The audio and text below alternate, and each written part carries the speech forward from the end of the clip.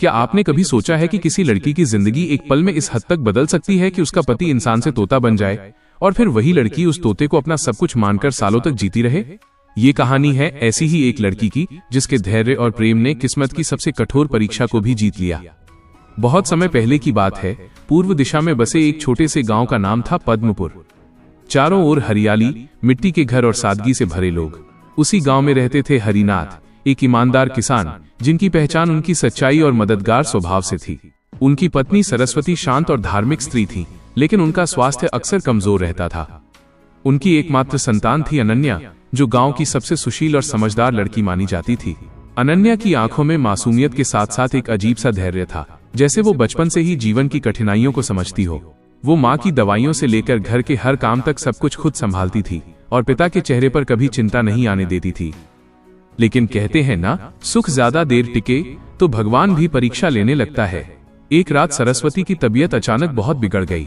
अनन्या ने पूरी रात माँ का हाथ पकड़े बिताई, भगवान से प्रार्थना करती रही, लेकिन सुबह होने से पहले सरस्वती इस संसार को छोड़ गईं।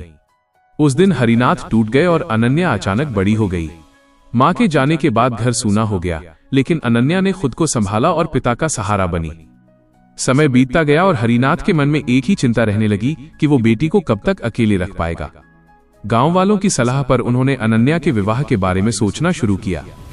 कुछ महीनों बाद पास के नगर से एक प्रतिष्ठित परिवार का रिश्ता आया। लड़के का नाम था युवराज, सुंदर, पढ़ा लिखा और धनवान व्यापारी का बेटा। हरिनाथ को लगा कि शायद यही उसकी बेटी की तकदीर में लिखा सहारा है। अनन्या के मन में एक अजीब सा डर था, लेकिन पिता की खुशी देखकर उसने विवाह के लिए हाँ कह दी। विवाह का दिन आया, पूरा गांव सजा हुआ था, शहनाइयां बज रही थीं, मंत्र गूंज रहे थे।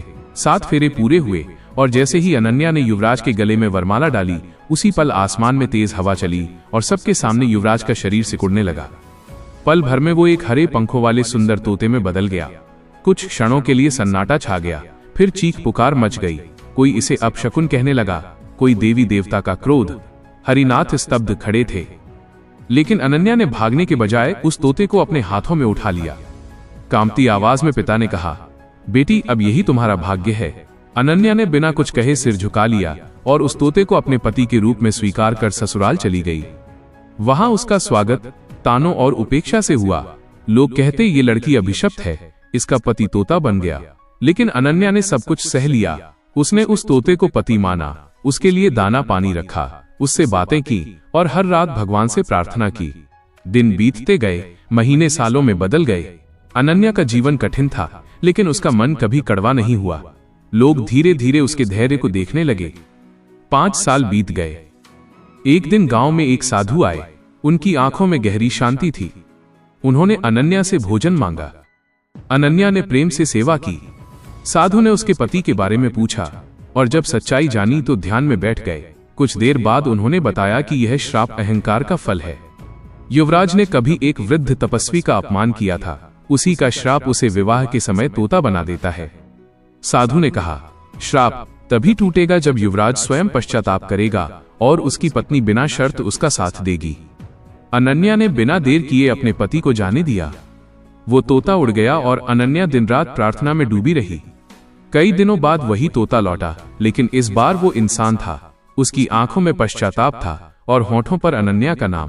पूरा गांव ये देखकर हैरान रह गया। सच्चाई सामने आई और लोग शर्मिंदा हो गए। अनन्या और युवराज का पुनः विवाह हुआ। इस बार कोई श्राप नहीं था, कोई भय नहीं।